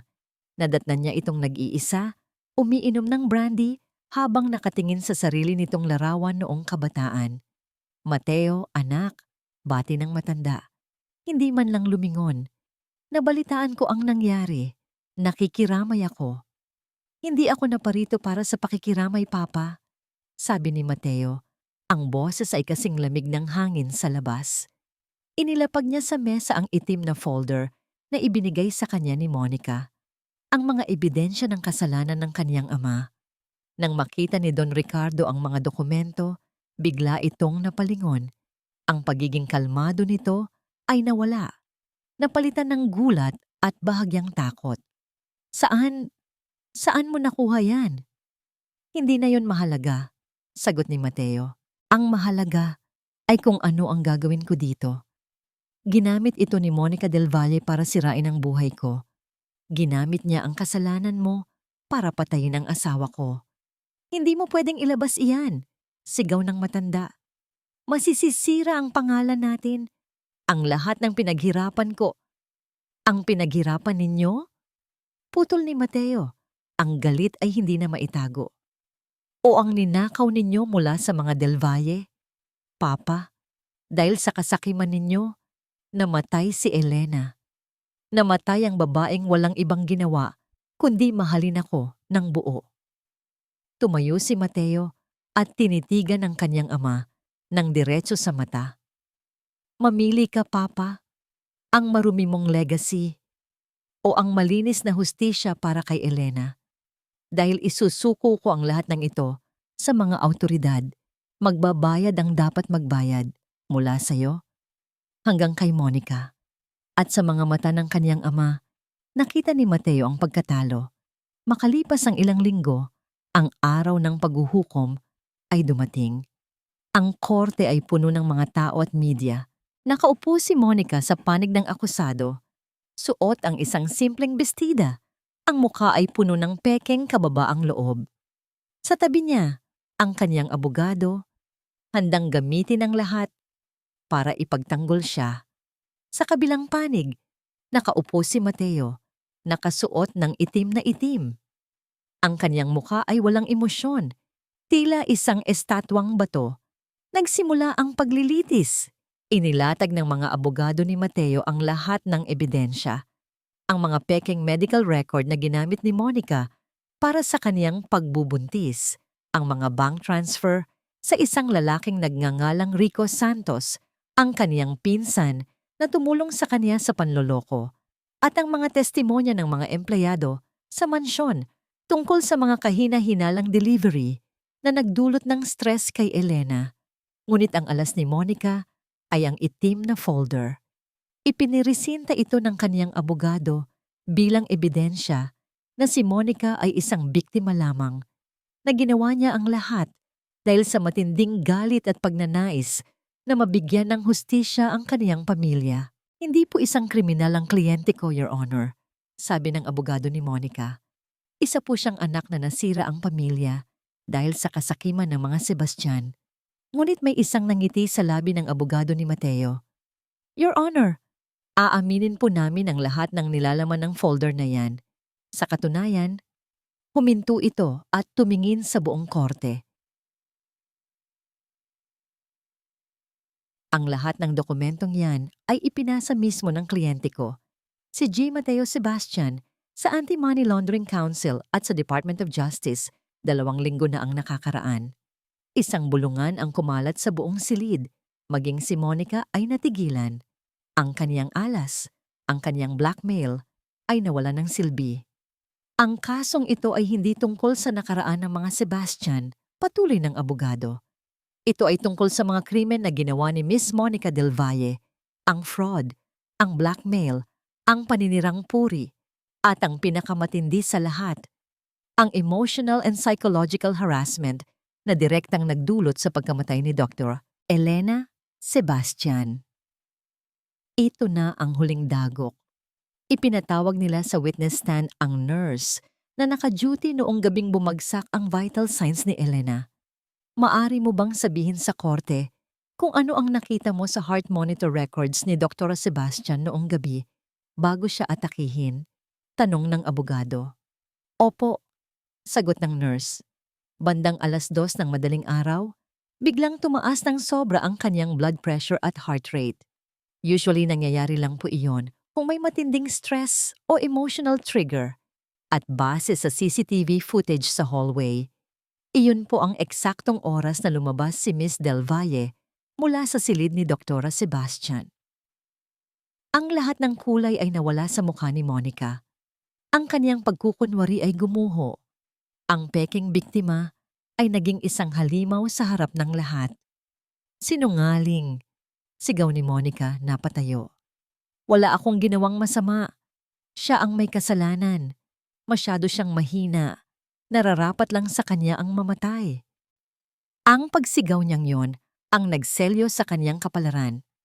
Pagkatapos ng ilang araw ng deliberasyon, ibinaba ng hukom ang hatol. Guilty sa lahat ng kaso, fraud, extortion, at ang pinakabago, homicide through reckless imprudence. Dahil dito, sabi ng hukom, ang boses ay matigas at walang awa. Hinahatulan si Miss Monica Del Valle ng habambuhay na pagkakakulong. Isang buntong hininga ng ginhawa ang narinig mula sa panig ni Mateo. Ngunit habang kinakaladkad ng mga pulis si Monica palabas ng korte, tumigil ito at tinitigan si Mateo ng may nanlilisik na mga mata. Hindi pa tayo tapos, Mateo. Sigaw niya. Ang boses ay puno ng kamandag. Mabubulok man ako sa kulungan, pero isinusumpa ko. Isinusumpa ko kayo Mamamatay din ang mga anak ninyo. Mag-isa kang mamamatay, Mateo. Tandaan mo yan. Ang sumpa ay tila isang malamig na hangin na dumampi sa balat ni Mateo. Nakuha na niya ang hustisya. Ngunit sa anino ng tagumpay na yon, isang bagong takot ang ipinunla sa kanyang puso. Ang hustisya ay may mapait na lasa. Pagkatapos ng paglilitis, ang mansyon ng mga Sebastian ay naging mas tahimik kaysa sa isang puntod. Ang galit na nagbigay lakas kay Mateo sa loob ng mga nagdaang linggo ay unti-unting nawala at ang naiwan ay isang malawak at malalim na kawalan. Ang digmaan ay tapos na, ngunit ngayon ay kailangan niyang harapin ang mga abo ng naiwan nito. Ang bilyonaryong si Mateo Sebastian na kayang isara ang 1 bilyong pisong deal sa isang tawag lang ay hindi alam kung paano patahanin ang isang umiiyak na sanggol sa ganap na 3:00 ng madaling araw. "Shhh! Tahan na, Rafael. Tahan na, anak," bulong niya habang marahang inuugoy ang maliit na katawan sa kaniyang mga bisig. "Gutom ka ba? Inaantok? Anong kailangan mo?" Sa kabilang crib, nagsimula na ring umiyak si Sofia. Kambal nga sila. Ang iyak ng isa ay tila isang senyales para sa isa pa na magsimula na rin. Pakiramdam ni Mateo ay masusuklian na siya ng bait. Ang mga gabi ay naging isang walang katapusang siklo ng pagpapadede, pagpapatulog at pagpapalit ng lampin. Ang kanyang mga mata ay may malalalim na eye bags. Ang kanyang mamahaling damit ay napalitan ng mga t-shirt na laging may mantsa ng gatas. Ang dating makapangyarihang CEO ay isa na ngayong pagod na pagod at walang alam na ama. Isang umaga, habang tinitimpla ang gatas, napatingin siya sa salamin. Ang lalaking nakatingin pabalik ay hindi niya kilala. Payat, maputla at ang mga mata ay walang buhay. Ang bigat ng pagkawala ni Elena, kasama ng pisikal na pagod sa pag-aalaga ng kambal, ay unti-unti siyang nilalamon. Nagsimulang bumalik sa kanyang isipan ang sumpa ni Monica. Mag-isa kang mamamatay, Mateo, sa tuwing uubuhin ang isa sa mga bata. Isang malamig na takot ang gumagapang sa kanyang dibdib. Sa tuwing lalagnatin sila, ang imahe ni Monica na sumisigaw sa korte ay bumabalik sa kanyang alaala. Ang sumpa ay naging isang multo na bumubulong sa kanya sa dilim. Pinapakain ang kanyang depresyon at pag-aalinlangan sa sarili. "Hindi ko ito kaya," bulong niya isang gabi habang nakaupo sa sahig ng nursery na papaligiran ng 2 natutulog na anghel. "Hindi ako si Elena. Hindi ko alam ang ginagawa ko. Baka mas masisira ko lang sila." Ang dating mansyon na puno ng mga katulong ay naging isang kulungan. Ipinagbawal niya ang pagpasok ng kahit sino maliban sa 2 pinagkakatiwalaang yaya na matagal nang nagsisilbi sa pamilya. Ang takot na baka may gustong manakit sa kanyang mga anak ay naging isang obsesyon. Ngunit ang tunay na kalaban ay hindi nasa labas. Nasa loob niya ito. Isang araw, habang pinagmamasdan ng kambal na natutulog, bigla na lang siyang napaiyak. Hindi isang marahas na paghagulhol, kundi isang tahimik na pag-agos ng mga luhang matagal na niyang kinimkim. Umiyak siya para kay Elena. Umiyak siya para sa nawala nilang pamilya. At higit sa lahat, umiyak siya para sa sarili niya. Para sa lalaking nawawala sa gitna ng sarili niyang kadiliman. Sa gitna ng kanyang pag-iyak, naramdaman niya ang isang maliit na kamay na dumampi sa kanyang pisngi. Iminulat niya ang kanyang mga mata.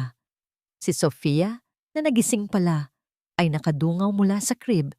Ang mga malalaki at bilugang mata nito ay nakatitig sa kanya, puno ng pag-uusisa. Ang maliit na kamay na yon, ang inosenteng tingin na yon, ay tila isang sinag ng liwanag na tumagos sa kanyang madilim na mundo. "Papa?" Ang unang salita ni Sofia ay, "Hindi mama, ito ay papa." Isang salita na gumising sa kaniyang natutulog na kaluluwa. Isang salita na nagpaalala sa kanya ng kaniyang pangako kay Elena. Kinarga niya si Sofia at niyakap ito ng mahigpit. Kasunod nito, kinarga rin niya si Rafael na nagising na rin. Habang yakap-yakap niya ang dalawang pinakamahalagang kayamanan sa kanyang buhay, isang realisasyon ang sumampal sa kanya. Hindi siya nag-iisa. Paano siya magiging nag-iisa kung may dalawang anghel siyang kasama? Kinabukasan, may ibang Mateo Sebastian ang gumising. Inutusan niya ang mga yaya na buksan ang lahat ng bintana at kurtina sa mansyon. Pinapasok niya ang liwanag ng araw. Sa unang pagkakataon, sa loob ng maraming buwan, ngumiti siya. Isang tunay na ngiti. Ibinenta niya ang kaniyang shares sa Sebastian Shipping Inc., tinatalikuran ang madilim na legacy ng kaniyang ama. Ang kalahati ng napagbentahan ay ibinigay niya sa mga pamilyang naging biktima ng kaniyang ama noon, kabilang na ang mga natitirang kamag-anak ng mga Del Valle, bilang isang tahimik na paghingi ng tawad.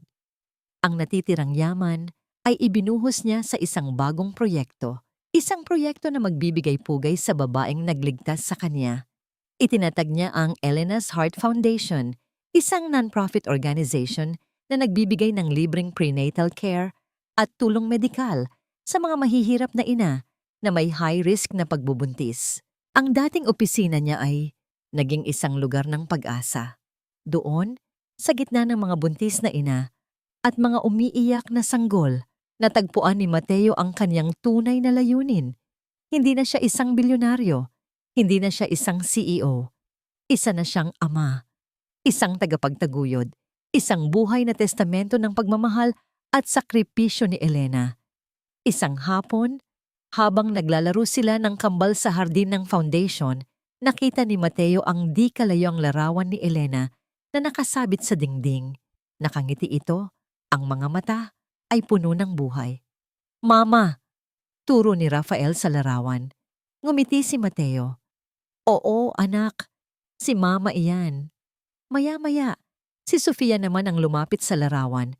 Hinaplos ito gamit ang kaniyang maliliit na daliri. "Mama," sabi rin nito, bago lumingon kay Mateo at niyakap ang kaniyang binti. Sa yakap na yon, naramdaman ni Mateo ang isang kakaibang kapayapaan. Ang sumpa ni Monica ay wala ng kapangyarihan sa kanya. Ang multo ng nakaraan ay napalitan na ng pag-asa para sa hinaharap. Ang pagbangon mula sa abo ay hindi madali. Ngunit sa tulong ng dalawang maliliit na kamay na gumagabay sa kanya, alam ni Mateo na kaya niyang harapin ang anumang bukas. Ang pag-agos ng panahon ay parang alon sa dalampasigan. Minsan mabagal, minsan mabilis, ngunit laging nag-iiwan ng pagbabago sa buhangin ng buhay. 10 taon. 10 taon na ang lumipas mula ng gabing iyon sa ospital.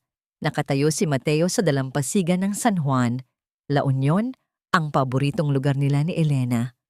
Ang araw ay dahan-dahang lumulubog sa kanluran, nag-iiwan ng mga kulay kahel, rosas at lila sa kalangitan. Ang maalat na hangin ay humahalik sa kanyang pisngi, dala ang mga alaalang hindi kailanman kukupas. Hindi na siya ang sirang-sirang lalaki na halos malunod sa sariling pagsisisi. Ang mga guhit sa gilid ng kanyang mga mata ay hindi na lang dahil sa stress, kundi dahil na rin sa libo-libong ngiti at tawa. Ang kaniyang mga balikat ay hindi na binaluktot ng bigat ng kasalanan, kundi pinatatag ng 10 taong pagiging isang ama at ina sa kaniyang mga anak. "Papa, ang ganda ng mga shell dito." Ang sigaw ay mula sa isang batang babae na may mahabang buhok na itim, na sinasayaw ng hangin. Ang kanyang mga mata, malalaki at kumikinang, ay eksaktong kopya ng mga mata ng kanyang ina, si Sofia. "Mag-ingat ka, Sof. Baka matusok ka." Sigaw naman ng isang batang lalaki na abala sa paggawa ng isang sandcastle, tila isang maliit na inhinyero na seryosong-seryoso sa kanyang proyekto. Si Rafael, ang kanyang determinasyon at seryosong mukha ay isang maliit na bersyon ni Mateo. Ngunit ang puso nitong laging nag-aalala para sa kanyang kapatid, ay puro Elena. Ngumiti si Mateo habang pinagmamasdan ang dalawa. Sila ang kaniyang buhay. Sila ang kaniyang pagbangon. Sila ang kaniyang walang hanggang pag-ibig. Lumapit si Sofia sa kanya. May dalang isang perpektong hugis na kabibe. Papa, para sa'yo. Salamat anak, sabi ni Mateo at ginulo ang buhok nito. Alam mo ba, paborito rin ng mama mo ang maghanap ng mga ganito dito. Huminto sa paglalaro si Rafael at lumapit din. Sa edad na 10, nauunawaan na nila. Alam nilang ang kanilang ina ay isang anghel sa langit. Alam nilang nasa bawat sulok sila ng Elena's Heart Foundation. Ngunit ang mga detalye, ang buong kwento ng kaniyang sakripisyo ay isang bagay na hinihintay ni Mateo sa tamang panahon. At sa paglubog ng araw na yon, naramdaman niyang ito na ang sandaling iyon. Umupo silang tatlo sa buhanginan, magkakatabi. Ang mga alon ay marahang humahampas sa dalampasigan, tila isang malambing na musika. Papa? Tanong ni Sofia. Ang boses ay mahina at puno ng pag-uusisa. Kamukha ko po ba talaga si Mama? Tumingin si Mateo sa kaniyang anak na babae. Sa ilalim ng nag-aagaw na dilim at liwanag, ang pagkakahawig ay hindi maikakaila. "Oh, anak!" sagot niya. Ang boses ay puno ng emosyon. Hindi lang sa mukha, nakuha mo ang nangiti niya. Yung ngiting kayang magpaliwanag ng kahit anong madilim na kwarto. At nakuha mo rin ang pagiging matanong niya. Isang maliit na tawa ang kumawala kay Sofia. Ako po, Papa? Tanong naman ni Rafael. Ano po ang nakuha ko kay Mama? Ginulo ni Mateo ang buhok ng kanyang anak na lalaki. Ikaw, Rafael, nakuha mo ang pinakamahalagang parte niya. Nakuha mo ang puso niya, isang pusong matapang na laging handang protektahan ang mga mahal niya sa buhay. Ganyan-ganyan ang mama ninyo. Huminga siya ng malalim at sinimulan niyang ikwento. Hindi ang tungkol sa kasamaan ni Monica o sa pagkakamali niya, kundi ang kwento ng pag-ibig ni Elena. Ikinuwento niya kung paano sila unang nagkita sa isang medical mission. Ikinuwento niya ang kanilang unang date sa dalampasigang iyon. Ikinuwento niya kung gaano siya katalino, kung gaano kabuti ang kaniyang puso, at kung gaano niya kayo kamahal bago pa man kayo isilang. Ang pagmamahal ng isang ina ay ang pinakamakapangyarihang bagay sa mundo, sabi ni Mateo. Ang mga mata ay nakatingin sa malayo. Tila nakikita ang imahe ni Elena sa pagitan ng mga alon. At ang mama ninyo, ibinigay niya ang lahat para sa inyo. Ibinigay niya ang sarili niyang buhay para masiguradong mabubuhay kayo. Yumakap ang dalawang bata sa kanya, isa sa bawat gilid. Walang nagsalita. Tanging ang init ng kanilang mga yakap ang nagsilbing sagot. Naintindihan nila. Sa paraang tanging mga pusong puro lang ang makakaintindi. Habang magkakayakap silang tatlo, isang malamig ngunit malambing na hangin ang biglang umihip mula sa dagat. Dama ni Mateo ang haplos nito sa kaniyang batok. Tila isang pamilyar na kamay, isang pamilyar na pagmamahal. Kasabay ng hangin na yon, isang munting bulong ang tila narinig niya sa kaniyang isipan. Isang boses na matagal na niyang hindi naririnig ngunit hindi kailanman nalimutan. Magaling, Mateo. Magaling ang ginawa mo. Napapikit si Mateo at isang huling luha ng pasasalamat at kapayapaan ang pumatak mula sa kanyang mga mata. Ang bigat na matagal na niyang daladala ay tuluyan ng nawala. Tinangay ng hangin, ibinalik sa dagat. Iminulat niya ang kanyang mga mata at tumingin sa kanyang mga anak. Sila ang kanyang nakaraan, ang kanyang kasalukuyan, at ang kanyang kinabukasan. Sila ang pamana ng isang pag-ibig na walang hanggan. Tumayo silang tatlo.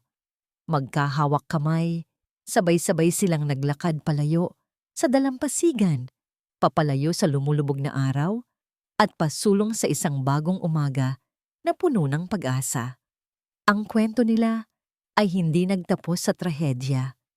Ito ay nagsimula muli. sa diwa ng isang walang katumbas na sakripisyo at isang pag-ibig na kailanman ay hindi magwawakas. Sa huling pahina ng trahedya ni Elena, nananatiling buhay ang diwa ng isang inang nagmahal hanggang wakas.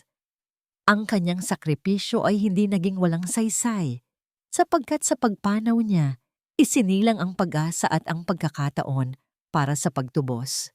Ang mga kasinungalingan at puot na inihasik ni Monica ay naharap sa bigat ng hustisya, habang si Mateo ay piniling talikuran ang dating pagkabulag upang ialay ang natitirang buhay sa pagpapalaki ng mga anak at sa mga gawaing makatao bilang paggalang sa alaala ni Elena. Hindi ito kuwento ng paghihiganti, kundi ng kapatawaran at pananagutan. Ipinapaalala nito na ang tunay na yaman ay ang buhay na inililigtas at ang kabutihang ipinagpapatuloy. Sa gitna ng sakit, may liwanag na iniiwan ang mga mabubuting puso. Kayo mga kaibigan, paano ninyo pinipili ang magmahal kapag nasaktan kayo? Kung kayo si Mateo, kaya ba ninyong magbago at maglingkod? At kumusta kayo ngayon? May lungkot ba kayong pasan na nais naming samahan? Nandito ang aming channel handang makinig at umalalay.